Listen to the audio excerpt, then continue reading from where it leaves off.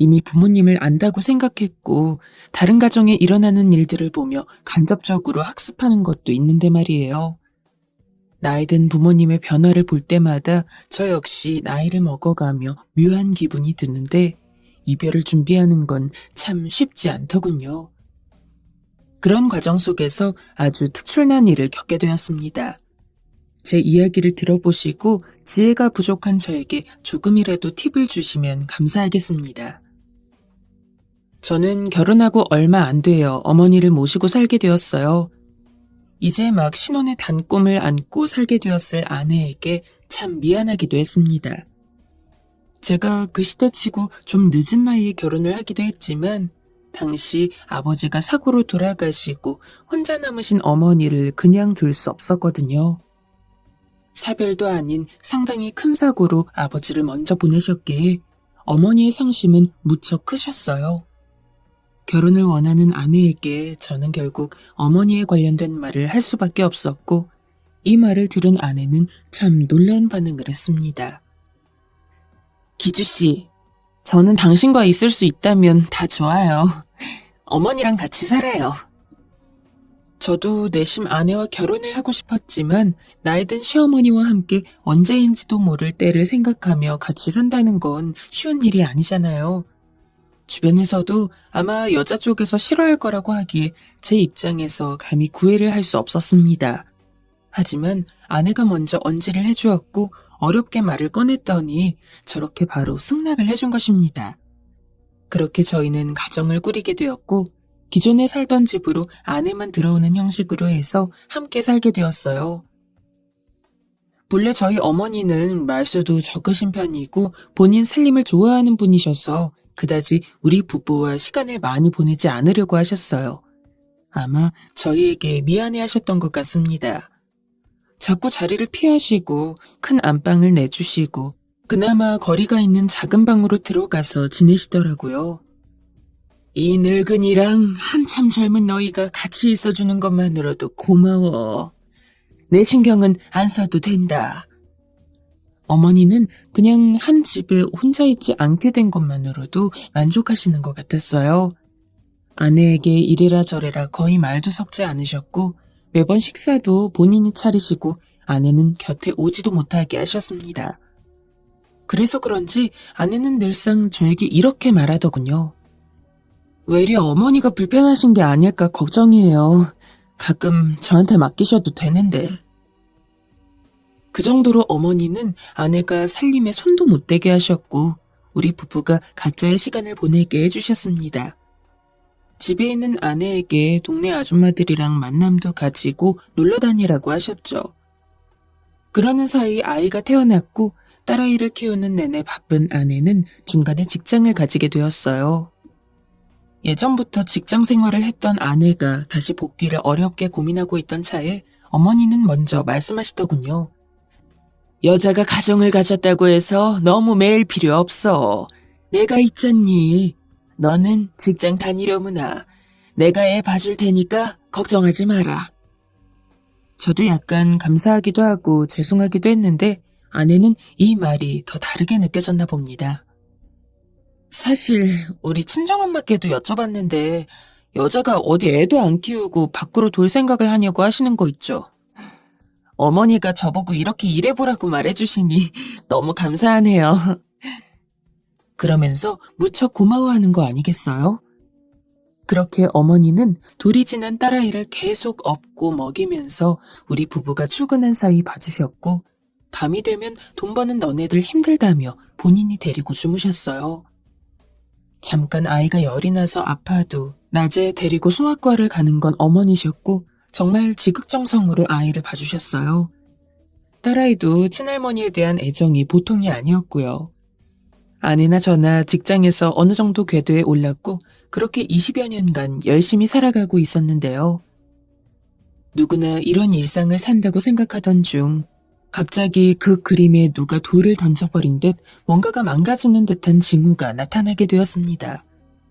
매번 당연하게 우리 곁에 계셔주시던 어머니가 언젠가부터 조금씩 달라지기 시작한 것이었어요. 그날은 어머니가 두 정거장 정도 차이가 나는 친구분 집에 다녀오시기로 한 날이었고 딸아이는 역 근처 독서실에서 공부를 하던 때였는데요. 공부를 다 마치고 나오는 길 역 입구에서 웬 할머니가 바닥에 주저앉아 있는 것을 보게 되었다고 합니다.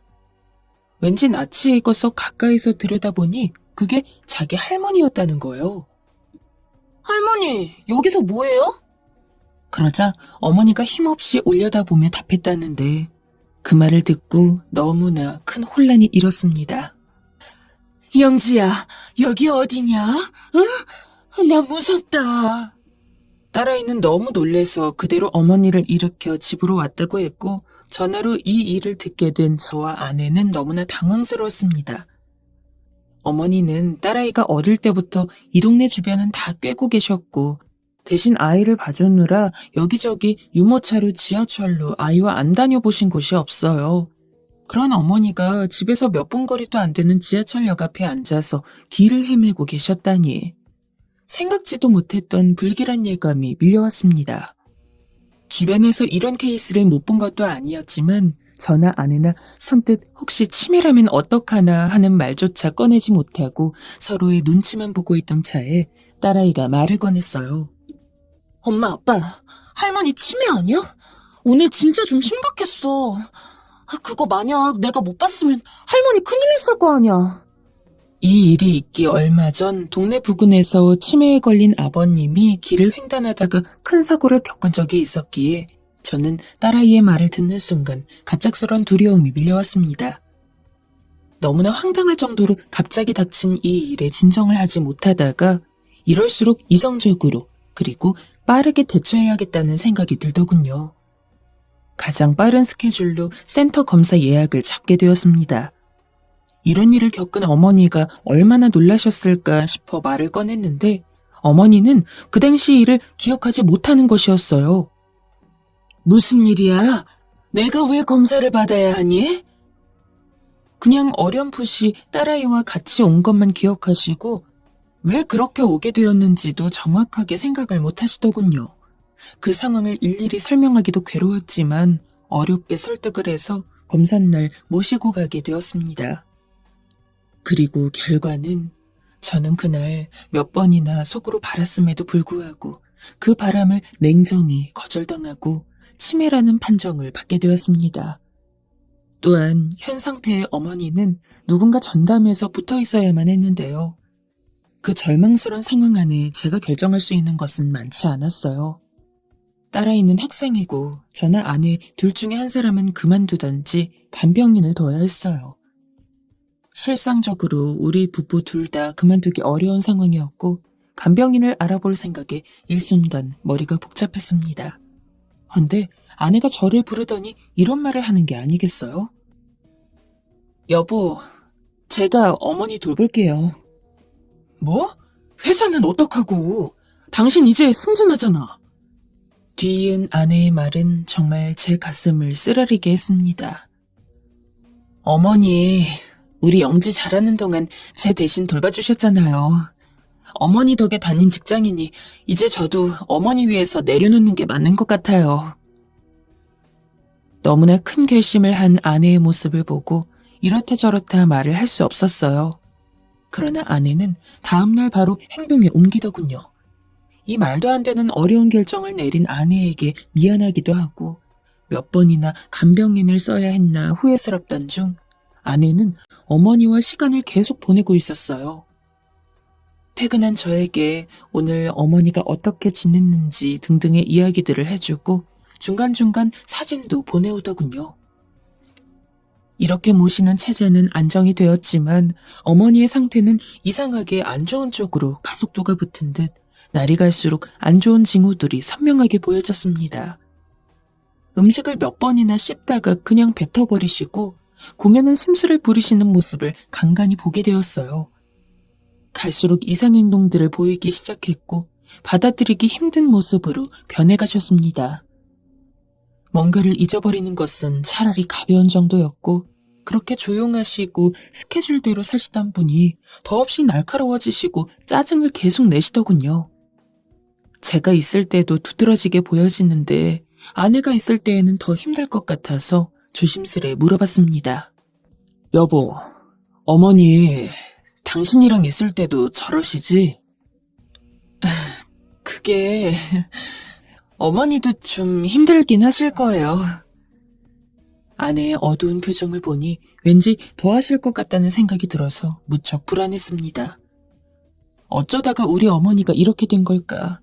아들인 저도 당황스러운데 며느리인 아내는 솔직히 더 견디기 힘들어 보였어요. 처음에 진단을 받았을 때보다 갈수록 심해지는 증상을 보면서 저는 점점 더 이 병에 가깝게 마주하게 되었고, 그때마다 서글프고 비참해지며 어머니께 죄송한 마음을 감출 수가 없었습니다. 그리고 아내는 나날이 살이 빠져가고 얼굴이 어두워지는 것을 보니 결정을 해야겠더군요. 제가 돌보는 게 가장 속편하지만 이 집에서 경제활동을 하는 사람은 저밖에 없으니 모든 게 다 엉망이 될 것 같고 머리가 너무나 아팠습니다. 결국 힘겹게 말을 꺼냈습니다. 여보, 우리 어머니 요양원에 모시자. 네? 여보, 갑자기 그게 무슨 말이에요? 우리보다 어머니 더 잘 봐줄 수 있는 곳에 보내드려서 어머니를 편하게 해드리는 게 좋을 것 같아. 당신도 너무 힘들잖아. 당신과 어머니 모두에게 너무 미안해. 어머니는 당시 밤낮으로 안 주무시며 계속 중얼중얼거리시며 방문을 여닫기도 하시고 아내를 불러 밥을 달라고 소리 지르기도 하시고 딸아이에게도 평소 같지 않게 자꾸 화를 내시고 물건을 집어던지셨습니다. 솔직히 이렇게 상황이 빠르게 악화되었다면 얼른 전문적인 치료를 받는 게 낫다는 주변의 권고도 있었는데 제 욕심에 그러질 못하고 있던 것이었어요. 하지만 돌아온 아내의 생각은 저를 더욱 힘들게 했는데요. 안 돼요, 여보. 어머니 저렇게 되신 지 얼마나 되었다고. 내가 아직 준비가 안 됐어요. 정 힘들면 내가 말할 테니 일단은 그런 생각하지 말아요. 자식된 도리로 너무 빨리 포기하는 것 같아요. 그 말을 들으니 제가 도통 무슨 판단을 하고 있는 건지 혼란이 오고 뭐가 맞는지 알 수가 없더군요. 어떻게든 좋아질 방법을 찾아보자고 아직은 때가 아니라는 아내의 말에 저도 포기하고 그렇게 1년여의 시간을 더 보냈습니다. 그 사이 아내는 치료센터도 자기가 모시고 다녀보고 밤잠을 포기하고 어머니 곁에서 자기도 하는 등 많은 노력을 했는데 결국 이날 일어난 사건을 계기로 우리는 큰 결정을 내리게 되었어요. 그날의 기억은 우리 가족을 아찔하게 만들었고 어머니를 진작 요양원으로 보내지 않은 것을 가슴을 치며 후회하게 만들었는데요. 이날 아내가 치료센터에 어머니를 모시고 갔다가 잠깐 다른 층에 갔던 모양입니다. 센터는 1층이었는데 오가는 행인들이 좀 있고 문이 열려 있어서 그런지 밖을 내다보던 어머니는 아내가 안 보이니 갑자기 찾으러 나가신 것이었어요. 당시 주변 사람들에게 물어보니 어머니는 연신 이 말만 하셨다고 합니다. 우리 며느리 어디 갔어요? 우리 며느리 어디 갔어요? 아이처럼 이 말만 반복하면서 돌아다니는 어머니를 센터 직원들은 당황해서 다시 교실로 모셔다 드렸지만 그들도 일이 있으니 잠깐 한눈을 팔게 되었고 그새 어머니는 사라진 것이었어요. 다닌 지 1년 된 센터였고 아내는 어머니가 새삼 본인을 찾을 거라는 생각을 못했습니다. 그 10분도 안 되는 새에 어머니를 잃어버리게 된 것이었어요. 뛰어다니면서 찾던 중 저에게 전화가 왔고 저도 회사에서 나와 어머니를 찾아다녔습니다. 그렇게 반나절이 가버리고 너무나 많은 생각이 들었어요. 어릴 적 저를 잃어버린 적에 있어 생살이 뜯기는 듯 가슴이 아파 그렇게 울며 저를 찾았다는 어머니. 금방 찾았지만 그 잠깐의 충격이 너무 커서 그날 저녁은 먹고 다 토하셨다고 했어요. 나를 찾아다니셨을 어머니를 내가 찾으러 다니는 상황이 오니 6살 무렵 들었던 그 얘기가 왜 그렇게 떠오르던지요. 겨우겨우 근처에 있는 경찰서에서 어머니를 만나게 되었고 어머니는 저희 부부를 보자마자 애처럼 앙앙 우시면서 흐느끼는데 정말 땅속으로 꺼져버리는 듯한 비통함이 들었습니다. 아내는 자기 때문에 어머니가 이렇게 되었다는 죄책감이 사로잡혔는지 끄끄 울기 시작했습니다. 이게 왜 당신 잘못이야? 내 잘못이지. 이렇게 말을 해도 아내는 계속해서 울기만 했고 며칠을 충격에 밥도 먹지 못했습니다. 집안 상황이 말이 아니었고 야속하게도 어머니의 상태는 점점 더 날카로워져 갔습니다. 같이 밥을 먹던 중 어머니가 식탁에 있는 반찬 그릇들을 다 쓸어서 던져버렸고 거기에 아내가 팔을 맞아 가벼운 찰과상을 입게 되었던 날 저는 결심을 하게 되었습니다. 이제는 요양원에 어머니를 모시기로요. 이 이상 미루었다간 어머니도 지칠 대로 지친 우리로부터 제대로 된 케어를 받으실 수 없고 저희 역시 더 지칠까봐 이런 어머니를 미워하게 될까봐 두려웠습니다. 사실 후자 쪽이 더 컸던 것이리라 생각되는데요.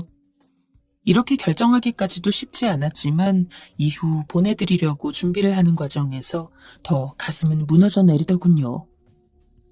막상 어머니를 보내야 한다고 하니 왜 그렇게 눈물이 나는지.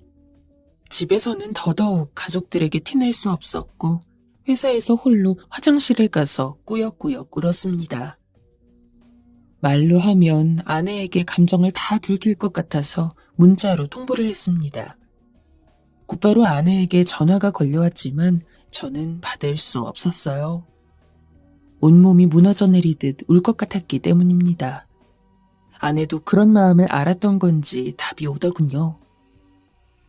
여보, 힘든 결정 내렸네요. 잘 알겠어요.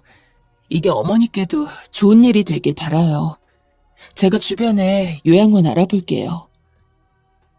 이렇게 글자로 상황을 인식하고 나니 어머니를 진짜로 보내게 된다는 것이 실감나서 마음을 추스르기 힘들었습니다. 내 상황이 얼마나 무능한 건지 겉으로는 잘도 이런저런 이유를 생각했지만 결국 내가 힘들어지기 싫어서 아내나 딸아이에게 어머니가 미움받게 될까봐 그 감정 자체가 견디기 힘들어서 이런 선택을 한 게 아닌가 온갖 본질적인 생각들을 하게 되었습니다. 차라리 간병인을 쓸까 알아도 보았지만 어머니의 상태를 말했더니 그 정도는 전문 요양원에 가서 보호사의 케어를 받아야 한다며 전부 손사래를 치더군요. 최근에 소리를 지르시기도 하고 듣도 보도 못한 험한 욕설을 하시는 상황이라서 여러모로 조건이 나빴습니다. 점점 주민들의 항의도 있고 밤마다 큰 소리로 몇 시간을 엉엉 우시는 모습을 보니 이건 어머니한테도 못할 짓인 것 같기도 했습니다. 차라리 비슷한 분들이 계시고 제대로 봐줄 수 있는 환경에 가셔서 케어를 받으시는 게 맞겠구나 하고 이성적으로 생각했지만 왜 제 머릿속에는 어린 날 저를 품고 어르고 달래주시던 모습들이 자꾸 맴도는 걸까요? 어머니는 그 어떤 상황에서도 저를 포기하지 않으셨는데 말입니다. 아내가 알아본 요양원 입소 전 필요한 것들을 하나씩 준비하고 서류를 챙기면서 어머니께 설명을 겨우 드리게 되었어요. 정신이 조금 멀쩡하실 때 힘겹게 말을 뗐습니다. 어머니, 요양원에 가시면 어머니 친구들도 있고 거기서 더 재밌게 해주신대요.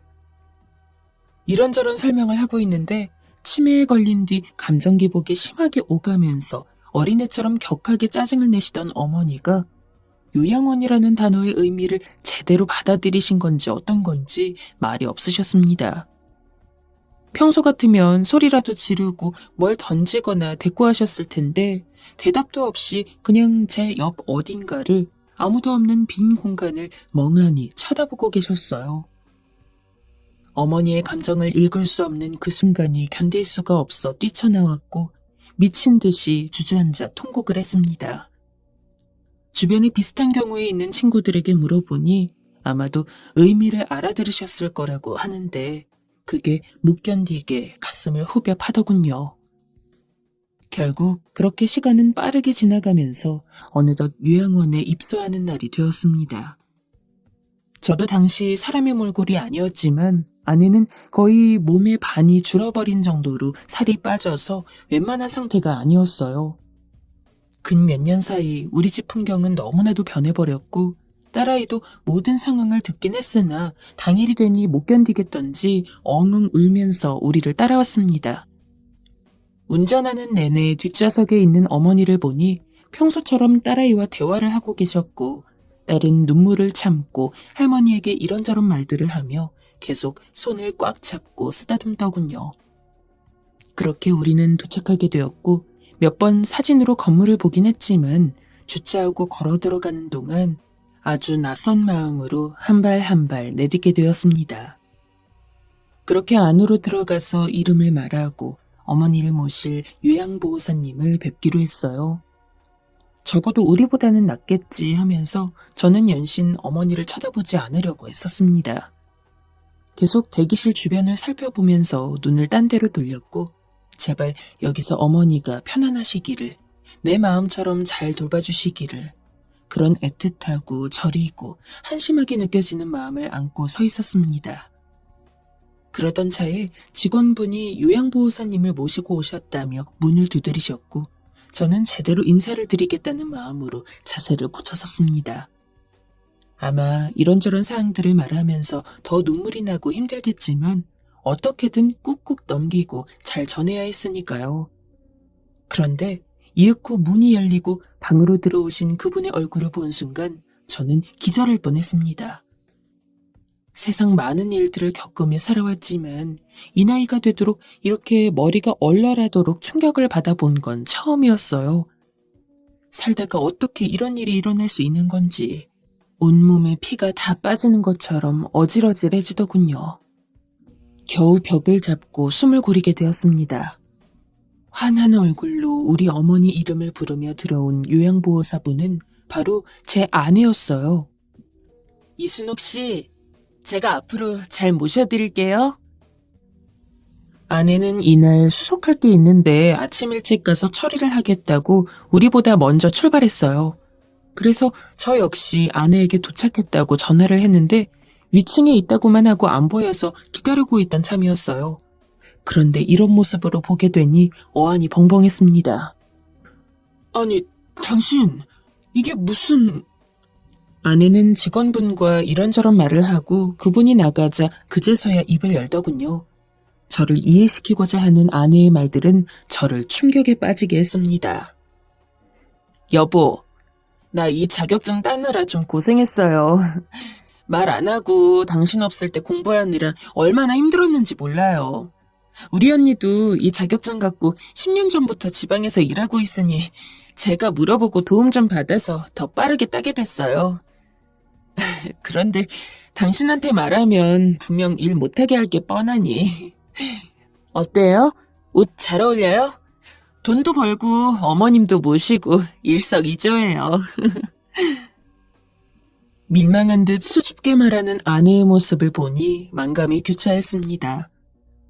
처형이 요양보호사로 일하는 건 알고 있었지만 꽤 오래된 일이고 아내가 가끔 치매 관련해서 뭔가 정보만 묻는 정도로 알고 있었어요.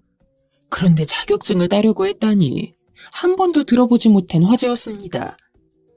생각해보니 요양원도 아내가 이곳으로 알아보게 된 것이었고 저도 여러 군데 알아봤지만 아내는 계속 이곳을 고집했고 어머니 모시기에 괜찮다고 자꾸 말을 하기에 이쪽으로 정하게 된 것입니다. 사정을 들어보니 본인이 자격증을 따고 현장을 나서기 위해 여러 곳을 다녀봤는데 면접을 봤을 때도 좋은 환경이라 느껴졌고 어머니를 모시기에 상황이 여러모로 잘 맞았던 것입니다. 여보, 어머니 우리 때문에 고생 많이 하셨잖아요. 나는 친정엄마보다 우리 어머니한테 더 도움도 많이 받았고 우리 영지도 잘 키울 수 있었어요. 내 꿈도 펼치라고 해주셨고 나는 20여 년간 하고 싶은 거 다 하면서 직장에 다닐 수 있었고요. 그랬는데 그렇게 되시고 나서 얼마나 가슴이 아팠는지 몰라요. 당신도 아들이지만 나도 어머니에게 자식이잖아요. 뒤이어 아내의 말을 들어보니 아내는 저와 생각 방향이 전혀 달랐더군요.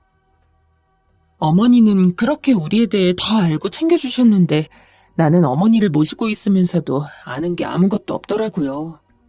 그래서 좀 자세히 더 좋은 곳에서 보살펴드리고 싶었어요. 그런 갈증을 느끼던 차에 요양보호사 자격증을 준비하게 됐고, 아직 시기가 안 됐는데 당신이 한번 요양 온 이야기를 꺼내서 얼마나 당황했는지 몰라요. 아마도 중간에 알았다면 저는 선뜻 아내에게 자격증을 따라는 말을 하지 못했을 것 같습니다. 내가 할 일을 대신하고 있는 아내를 힘들게 할 수 없으니 그런 소리 하지 말라며 막았을 거예요. 아내도 그런 나를 알았던지 말을 하지 않았다고 합니다. 여기는 우리 집에서 차로 금방 올 수 있는 거리고 나도 하루 근무하고 이틀 쉬거나 낮 근무 출퇴근 가능하잖아요. 내 눈으로 직접 어머니 보고 모실 수 있어서 너무 안심이에요. 어머니는 내가 젊을 때도 직장 마련해 주셨으면서 내가 이 나이가 되었는데도 노후 직업을 또 만들어 주시네요. 아픈 어머니를 모시는 게 당연한데 어머니가 나에게 용돈을 주시는 셈이니 얼마나 과분해요, 여보. 말 한마디 한마디가 얼마나 제 가슴을 울리고 찢어지게 하는지.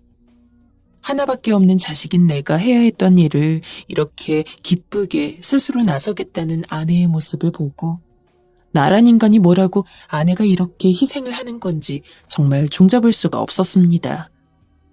매번 어머니의 상황을 보고해주고 가끔 출퇴근길 따라가서 근황을 보기도 하고 남이 아닌 아내가 어머니를 그곳에서 모셔주는 덕에 저는 너무나 마음이 편안하고 다들 저에게 무슨 복이 있어서 그런 아내를 만났냐고 합니다.